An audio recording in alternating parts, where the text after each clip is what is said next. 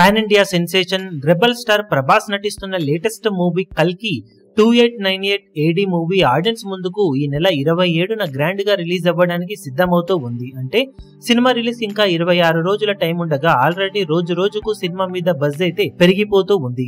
Recent గా వచ్చిన cinema animation series audience ను ఓ రేంజ్ లో సినిమా మీద ఎక్సైట్మెంట్ కలిగేలా చేసింది. 14 నిమిషాలు ఉన్న 2 ఎపిసోడ్స్ సినిమా ఎలా ఉండబోతుందన్నది ఆడియన్స్ కి క్లియర్ కట్ గా తెలియజేసిందని చెప్పవచ్చు. దాంతో ఒక కొత్త వరల్డ్ లోకి ఎంటర్ కాబోతున్న ఫీలింగ్ ని కలగచేసిన ఈ యానిమేషన్ సిరీస్ సినిమాపై ఆసక్తిని మరింతగా పెంచేయగా ఇంకా ట్రైలర్ రిలీజ్ అవ్వాల్సి ఉండగానే బిజినెస్ పరంగా ఆల్రెడీ సంచలనాలను సృష్టిస్తున్న ఈ సినిమా ఓవర్సీస్ లో కొన్ని సెలెక్టెడ్ ఏరియాలలో టికెట్ బుకింగ్స్ ను ఓపెన్ చేశారు.